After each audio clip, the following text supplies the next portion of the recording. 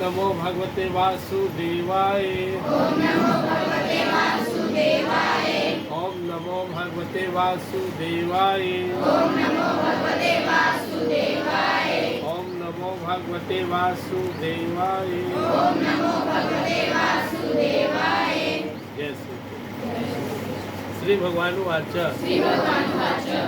न हि ज्ञानेन सदृशं नाहि ज्ञानेन पवित्रमिह विद्यते पवित्रमिह विद्यते तत्स्वयं योगसंसिद्धः तत्स्वयं योगसंसिद्धः कालेनात्मनि विन्दति कालेनात्मनि विद्यते न हि ज्ञानेन सदृशं पवित्रमिह विद्यते नाहि ज्ञानेन सदृशं पवित्रमिह विद्यते तत्स्वयं योगसंसिद्धः कालेनात्मनि विन्दति तत्स्वयं योगसंसिद्धः कालेनात्मनि विद्यते। हम लोग टॉपिक सुन लेते हैं। आज भगवद गीता की चौथा अध्याय 38वां श्लोक है। भगवान ज्ञान यज्ञ की महिमा बताए। पहले भगवान यज्ञ बताए, शुद्ध सात्विक भाव से ईश्वर के लिए किया जाने वाला कर्म यज्ञ होता है। फिर भगवान ने कहा दुनिया में जितने तरह के यज्ञ वो भी एक तरह से शुद्ध कर्म है, और इन सारी यज्ञों में सबसे श्रेष्ठ ज्ञान यज्ञ है। उस ज्ञान को प्राप्त करने के लिए भगवान ने कहा अच्छे संत सदगुरु तत्वदर्शी, भगवान ने तत्वदर्शी शब्द का प्रयोग किया, जो तत्व से इस अंदर में हमारे अंदर में शरीर और आत्मा के फर्क को जो सही सही समझे वो तत्वदर्शी है। तब भगवान ने कहा कि जिसे ज्ञान प्राप्त हो जाएगा वो संसार के सारों पापों से मुक्त हो जाएगा। क्यों? भगवान वहाँ एक शब्द भी ज्ञान अग्नि सर्वकर्माणि भस्म सात कुरुते तथा ज्ञान से जैसे अग्नि अगर प्रज्वलित हो जाए तो कितना भी बड़ा कूड़ा करकट का ढेर भस्म कर देता है, वैसे ही हमें जब आत्मज्ञान प्राप्त होता है तो इस ज्ञान के प्रभाव से हमारे अंदर का सारा कूड़ा करकट, सारी गंदगी, जन्म जन्मांतर के पाप का अवसाद। क्यों? स्वरूप से हम आत्मा है और ये अनुभव होना ही ज्ञान है। हम परमात्मा के हैं और ना हम मरने वाले ना हम किसी को मारते हैं। हम कोई भी कर्म का संबंध हमसे नहीं है। कर्म का संबंध तन, इंद्रिय, मन, बुद्धि, चित्त है। हम मान लेते मैं करता हूँ इसलिए भोग रहे, भोगता बनना पड़ता है। ज्ञान हुआ तो दुनिया के नाटक है, सब करने कराने वाले हमारे ईश्वर है। किस तरह से जीव जो साधक है वो सिद्ध हो जाता है और सारे कर्मों से मुक्त होता है।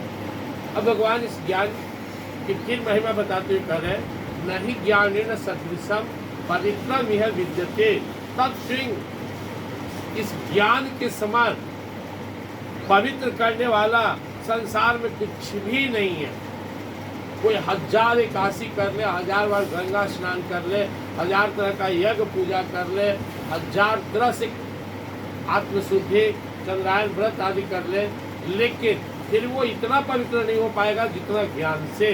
क्योंकि ज्ञान से अपने स्वरूप का भान हो जाता है। ईश्वर अंश जीव अविनाशी चेतन अमल सहज सुखराशि।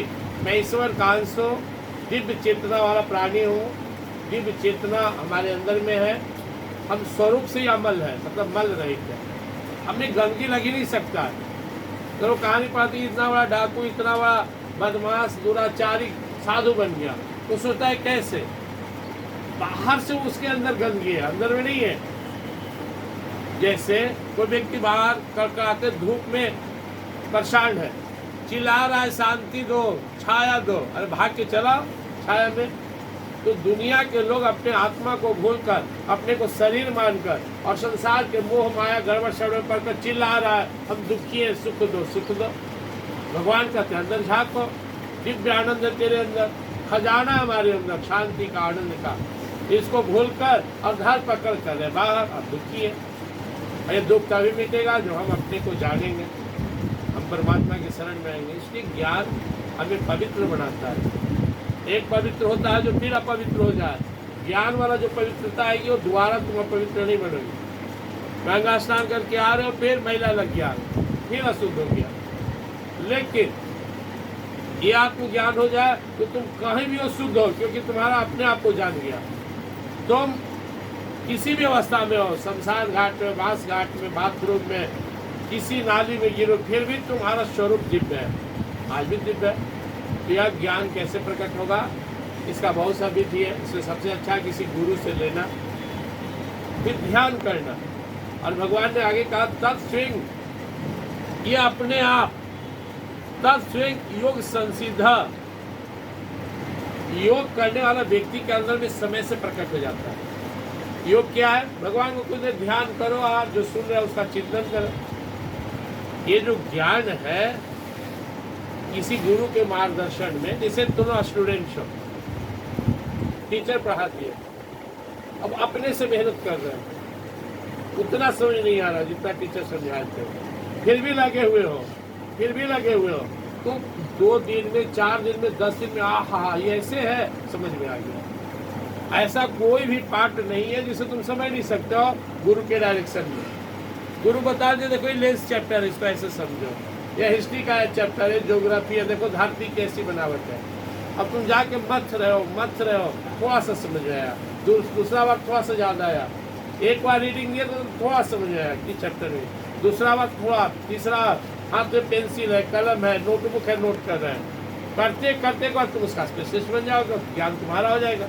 एक दिन तुमको जितना हार्ड ABCD लगता था उतना ही हार्ड आज किताब लगता है। आज ABCD लगता है आसान है, लेकिन जाके NC के बच्चा को बोले, वो बोलेगा देखो जो कैपिटल है, लेटर है, वो तो समझ में आता है, ये स्मॉल लेटर समझ नहीं आ रहा है। लेकिन आज तुम्हारी आसान है, इसलिए सबके अभ्यास पर निर्भर करता है। तो हम लोग क्या करना है, हम लोग को 10 मिनट 5 मिनट आत्मचिंतन करना है। मैं श्रेणी हूँ इसमें रहने वाला दिव्य आत्मा, इसका चिंतन करना है और उसको देखना है, प्रयास करना है। यदि अनुभूति होने लगेगी, जिसके अंदर में आत्मज्ञान हो जाएगा, उसको गर्मी कम लगने लगेगा, ठंड कम लगने लगेगा, सुख दुख कम सताएगा, मानव पानी विचलित नहीं होगा, रोग शोक शरीर में कम आएगा, धीरे धीरे निर्भीक होते चला जाएगा, निस्संग होता चला जाएगा, निःशोक होता चला जाएगा, निश्चित होता चला जाएगा और परमात्मा पर निर्भर होता चलेगा। इसलिए हम सबको ध्यान करना चाहिए।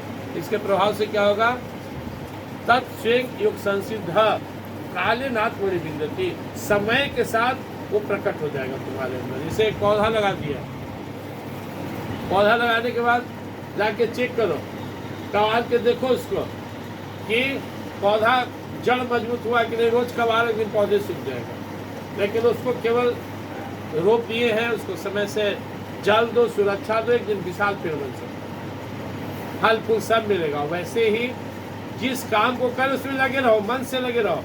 जो बच्चा मन से पढ़ रहा है, भूल कहाँ है, रूटीन है कि हमको 2 घंटा रात में रीडिंग देना है, भोर में रटना है, हमको जो है नहीं आता और टीचर से पूछना है, 2 घंटा हमको फेयर करना है, मैथ बनाना है, ये हो जाएगा। 1 दिन में नहीं होगा, 1 महीना में होगा, 1 साल में होगा, भूल नहीं रह सकता।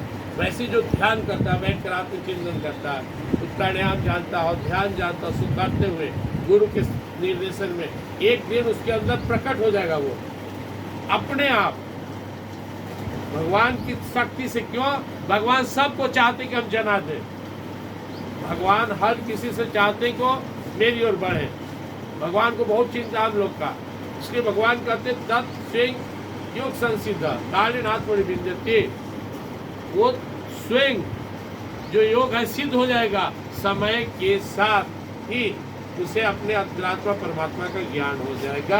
इसलिए आज का भाव यही है, मैं श्रेणी आत्मा हूँ, यह ज्ञान होना जरूरी है। ज्ञान हो जाए फिर पढ़ो, ज्ञान हो जाए फिर काम करो।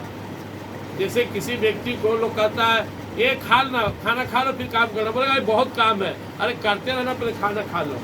क्यों? खा लोगे तो एनर्जी बनेगा, नहीं खा रहा है काम कर रहा है, घोड़ा गया, लो एनर्जी खत्म हो गया। इसलिए पहले आत्मा को जान कर भी काम को कर सकते हो, पढ़ना लिखना काम करना। इसका लोग चिंतन करेंगे, आँख बंद करो और अपने आप से संकल्प लो 10 मिनट 5 मिनट जो हमारा कचरा समय है, और लाइक हम स्टूडेंट ही काम करें। अरे भाई शाम के समय गोधूल बेला में कोई काम नहीं, 5 मिनट भगवान का ध्यान कर लो।